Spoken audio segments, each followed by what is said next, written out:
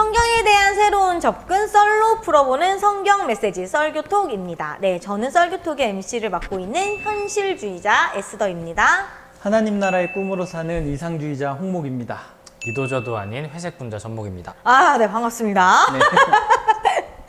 아, 반가워서 반갑다고 하는 거예요. 방금 네. 봤는데. 네, 또 보면 또 반갑잖아요. 그럼, 오래오래 함께 합시다. 네. 다들 건강은 유의하시죠? 네. 네. 아 근데 저희가 이제 한 1년을 계약하고 네. 시작했다. 네. 그래서 거의 반이 왔다 했는데 또 몇몇 분이 아쉬움을 표현해 주시더라고요.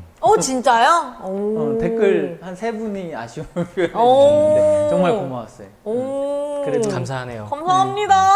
들어주시는 정말. 누군가가 있구나. 그러든지 말든지 둘 수도 있는데. 한 분만이나 저희에게 이렇게 들어주시는 한 분이 있다면 저희는 언제든지 촬영을 하도록 하겠습니다. 네, 네, 오늘 본문을 그럼 한번 만나보고 올까요?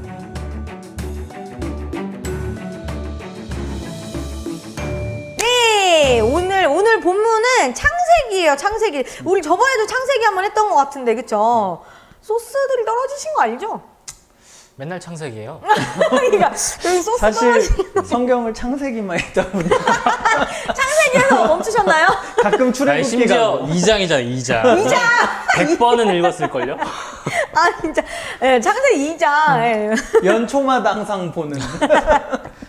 그죠, 성도 통독하겠다며. 네. 그게 거룩한 건가? 라는 생각이 드네요. 네, 오늘 본문과 연결해서. 네, 오늘 본문 어떻게 새롭게 보셨나요? 안 새롭기만 해보세요. 그렇게 새롭진 않을 것 같은데. 이 거룩이라는 단어의 의미가 사실 분리잖아요. 네. 그러니까 구별하다, 구분하다. 뭐 따로 떼놓다 이런 그쵸? 거예요. 그래서 우리가 거룩 딱 하면 굉장히 분리와 구별 먼저 딱 생각을 해내는데 사실 성경을 딱 봐서 우리가 성경의 앞에 순서대로 보면 거룩이 가장 먼저 나오는 게 창세기 네. 2장 3절 여기 부분이거든요. 근데 이 창세기 2장 3절을 보면 하나님이 모든 것을 다 지으신 그 일곱째 날에 쉬시면서 안식하시면서 그날을 거룩하고 복되다 라고 얘기를 하셔요. 정말 유명하죠. 네, 저희 다 알고 있는. 네, 그렇죠. 맞아요. 안식일 얘기할 때도 굉장히 많이 써요. 항상 엄청 나오는. 많이 쓰죠. 네. 근데 저는 김경호 목사님이 굉장히 재밌는 질문을 던져주거든요. 네. 만약 여섯째 날의 피조물이 그동안 하나님이 애써 창조하신 다른 날의 피조물들을 마구 파헤치고 멸절시킨다면 하나님이 편하게 쉬실 수 있겠는가? 오. 그 안식일에 안식할 수 있었겠느냐. 이게 새롭네. 이 시각이 새롭네요. 아니 요게 새로워서 갖고 온 거예요. 그러니까 여섯째 날, 우리는 너무 당연하게 그냥 여섯째 날 쉬었다. 동안 이렇게 하고, 그 7일째 섰다. 그 7일째 진짜 거룩한 날이다. 이렇게 했는데, 생각해보니까 동물들도 만들었고, 막 서로 거기는 육식 동물도 있고 초식 동물도 소식들도 있을 있고, 텐데. 근데 자기네들끼리 막 싸우고 전쟁이 나면 쉬었을까라는 얘기죠. 그래서 김경호 목사님이 그 대답을 스스로 이렇게 얘기해요.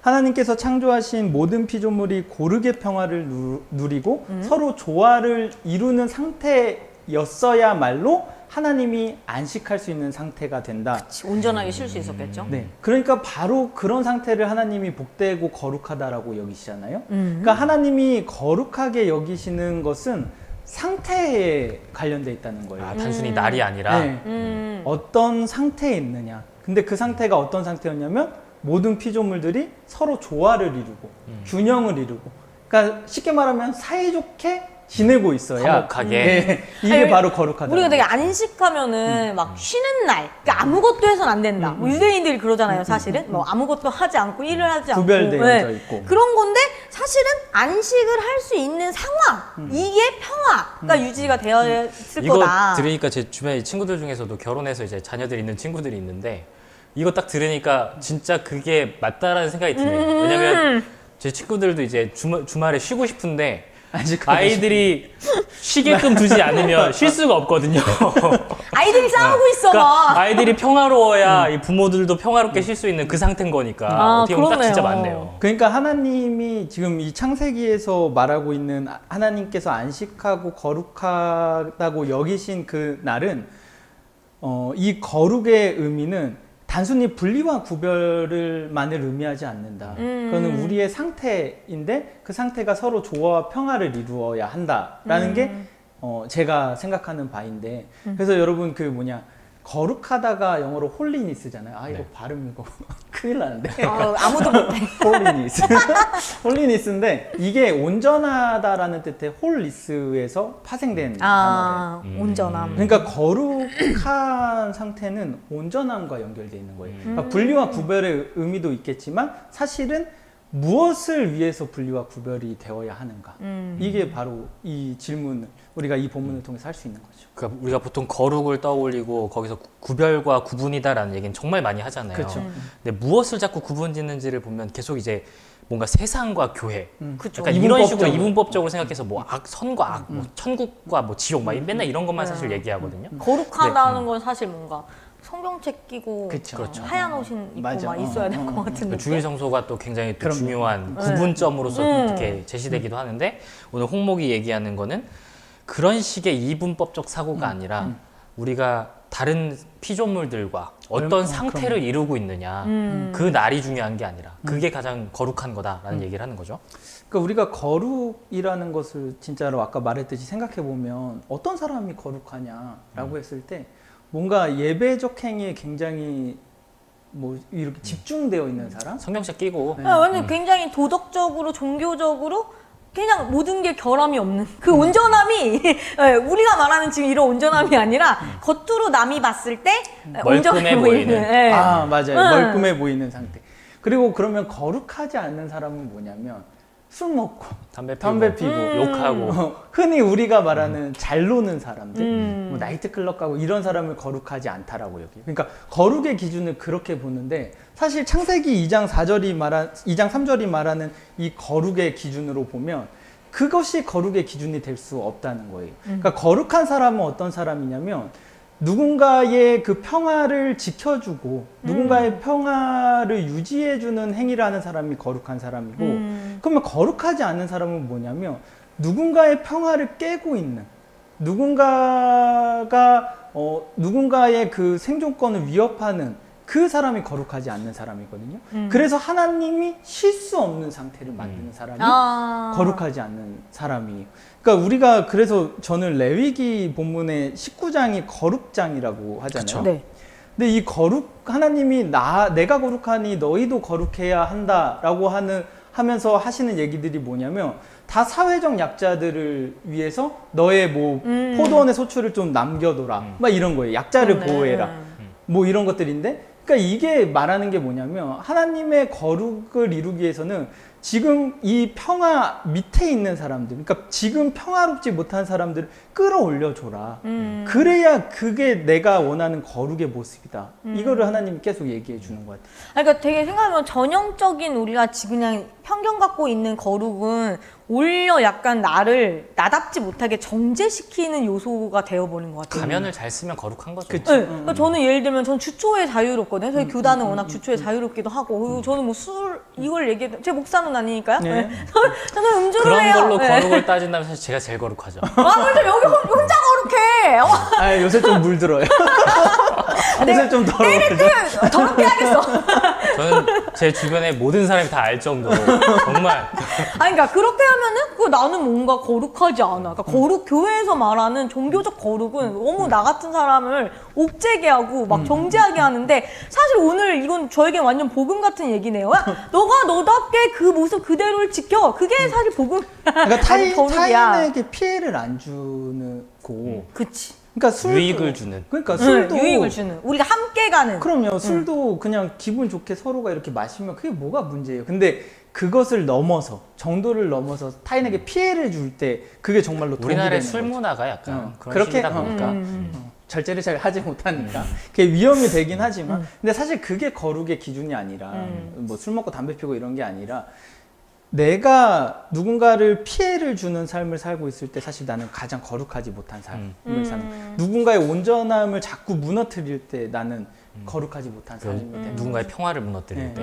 그러니까 저는 저번에 우리 청세기 얘기할 때 무지개 네. 무지개 얘기했잖아요. 구약 얘기할 때 그런 모습 또 어떻게 보면 각자의 다양성을 모두 다 인정을 하면서 하나의 존중해주고. 아름다움을 이루고 있는 그게 정말 하니 보시기 참 좋았더라는 세상의 모습이 아닐까. 그러면 그게 사실 오늘의 얘기로 보면 그게 거룩한 모습이지 않을까. 내가 내 색을 보여줄 수 있는 아무런 편견의 렌즈 없이. 그러니까 저희가 이 거룩이라는 말을 자꾸 이렇게 오용하게 되는 이유를 살펴보면 거룩이라는 말을 쓰는 공간이 한정돼 있기 때문에 아, 저희가 맞네. 사실 일상생활에서 거룩이란 말 안 써요, 아예 안 안 써요. 쓰거든요. 예. 그러니까 이건 완전 종교의 언어가 돼버렸고 교회 안에서만 사용하는 언어가 되다 보니까 거룩함이라는 건 그냥 교회 안에서만 지키면 되는 거, 교회 안의 영역에서만 그냥 소용이 있는 거 이렇게 생각을 하다 보니까 그런 건데 사실 이 이스라엘 사람들에게 이 거룩이라는 말은 그냥 일상 언어예요. 그렇죠. 매일매일의 삶에서 해야 되는 거고 정말 내 삶과 분리되지 않는 그런 거다 보니까 당연히 이들의 거룩은 삶을 통해서 나타나게 되어지는 내 일상을 통해서 나타나게 되어지는 거였는데 지금 우리는 너무 이걸 종교적 언어로만 사용하고 있다 보니까 이 거룩이라는 말을 너무 오용하고 있다. 종교적 행태에서만 찾잖아요. 예. 근데 사실 그게 만약에 거룩이라면 종교의 영역 안에서만 이루어지는 게 거룩이라면 그건 사실 위선이거든요. 아, 그렇죠. 근데 사실 그런 거룩과 거룩한 척은 다른 건데, 우리는 너무 그 거룩을 우리 맘대로 이렇게 우리가 생각하는 편견에 쌓여가지고 거룩한 척을 하게 만드는 것 같네요, 진짜. 거룩한 척을 잘하는 사람이 교회 안에서 또 제일 거룩한 사람이 그렇죠, 되죠. 그렇죠. 저는 그 정의로 신부님이라는 분이 계시거든요. 아, 유명하세요. 이분의 네. 다큐멘터리도 나왔을 거예요. 내 친구 정의로인가 아마 그랬을 텐데. 유튜브 찾아보셔도 나오고. 네, 네. 근데 이분이 1967년에 한국에 오셔요. 서강대학교에. 원래 처음에는 이 교피를 잡으시려고 가르치시려고 교수로. 교수로 오셨는데 이분이 우리나라의 상황을 이렇게 딱 바라보니까 너무 처참한 거예요. 노동자들의 삶. 60년 되면 네. 뭐 네. 그리고 또 빈민들의 삶이 너무도 처참해서 이분이 교피를 내려놓고 이제 그 빈민들을 위해서 살아가기 시작해요. 그리고 그들과 함께 동거동락하면서 투쟁을 한단 예. 말이에요. 그들의 인권을 위해서. 예. 예. 그래서 실제로 판자촌에 들어가서 같이 사시기도 했고. 그쵸. 근데 저는 이 정의로 신부님의 모습을 보면서 사실 정말 거룩하지 않은 모습이 그냥 소위 말하는 예. 우리가 예. 왜냐면 막 이렇게 담배 물고 계시고 담배 물고 계셔요. 같이, 예, 막걸리 막걸리 그렇게 먹고, 금 맞아요. 그거에 막 춤추고 그리고 그분이 이렇게 말씀을 선포하고 막 이런 걸 보면 옷 보면 진짜로 행색이 누더기 같은 거 예. 입고 사실 안 그러셔도 될 수 있는 분이셨잖아요. 예, 예. 예. 행색 그러니까 우리가 봤을 때 우리의 시각과 우리의 그 생각으로 기존에 있던 생각으로 봤을 때 결코 거룩하지 않은 모습이에요. 근데 저는 그 모습이 세상에서 가장 거룩한 모습이 아니었을까라고 생각을 하거든요. 왜냐하면 저는 그 모습이야말로 사회적 약자들과 자신을 동일시하기를 주저하지 않고 그들의 삶에 뛰어들었던 그 예수님의 거룩하심이 그 분의 삶의 모습 속에 담겨 있다라고 생각을 해요. 그렇죠. 그러니까 아까 저희가 위선 같은 거 얘기했잖아요. 그러니까 사실 정말 많은 종교인들 그런 거 많이 해요. 막 빈민촌 찾아가서 뭐 우리가 막 도와주겠습니다도 하고 뭐 나눔도 진짜 뭐 그분들 좋은 뜻으로 하는 거지만 사실 당하는 그러니까 우리가 상대방의 입장에서는 그게 어떻게 보면 약간 위선으로 보이거나 거부감이 드는 종교 행위들이 너무 많거든요. 거룩이라는 이름으로 행해지지만 하지만 이 사례 같은 경우에 정말 많은 사람들에게 심금을 울리는 이유는 그들도 정말 그 신부님을 정말 내 친구처럼 네, 대해요. 맞아요. 왜 막 이렇게 목사님 이런 느낌이 아니라 너무 심지어 신부님 모습도 다르잖아요. 네. 생김새도 다른데. 맞아요. 그건 진짜 막 이질감 근데 없이. 이질감이 전혀 안 느껴지게. 근데 이거는 그분이 어떻게 했냐가 보여지는 거예요. 결과로 이 자체가 사실 이 공동체, 이 상황, 이 결과, 이 모든 것 자체가 이미 거룩이고 여기가 하나님 나라인 건데 이게 정말 정인 건데. 그러니까 우리가 거룩의 그 기존의 편견을 버려야 될 것 같아요. 그러니까 뭔가 뭐 예배 집행하고 있는 목사님을 보면서 그것도 당연히 거룩한 모습이긴 하지만 그렇죠. 그것도 뭐 하나의 다른 형태의 거룩이긴 하죠. 예. 근데 그것만을 거룩이라고 여기지 말고 사회적 약자와 동일시하는 그 초라함 속에 빛나는 거룩이라고 해야 될까요? 그 거룩도 좀 발견할 줄 알아야 될 것 같아요. 그러니까 저는 거룩이라는 게 구별과 구분의 의미라고 생각해요. 근데 무엇과 구별되고 그치. 무엇과 구분되느냐 이걸 정확하게 알아야 되는데 여태까지는 뭐 홍목이 얘기한 것처럼 뭐 술 담배 안 하는 거, 뭐 옷 깔끔하게 입는 거 이런 거를 얘기했었지만 사실 진짜 하나님이 얘기하고 계시는 그 거룩의 내용들은 아까 뭐 홍목이 얘기했던 레위기 19장에 나오는 것처럼 사회적 약자들을 어떻게 대할 것이냐, 막 장애인들의 앞에, 그러니까 시각 장애인의 앞에 장애인을 놓지 말고 귀먹은 자를 저주하지 말라 막 이런 얘기도 나오거든요. 그러니까 이런 것들이 그들을 대하는 태도에서 구분되어야 한다라는 걸 얘기하는 거잖아요. 저 다른 이들은 나보다 조금 힘 약하면 괴롭히고 빼앗고 이런 삶을 살지만 거룩한 백성은 그들을 보살피는 자들, 함께 거룩한 가는 사람들 거. 그들과 함께 살아가는 방법을 아는 사람들, 이게 거룩이라는 걸 얘기한다는 거죠. 그래서 저는 얼마 전에 제가 듣는 라디오 방송이 있는데 진짜 눈물 흘릴 뻔한 이야기를 들었었어요. 거기서 이렇게 그 시각장애가 있는 교사가 그냥 일반 중학교인가 그럴 거예요. 일반 중학교에서 이제 아이들을 가르치시는 교사인데 그 한번 국정조사 이렇게 청문회?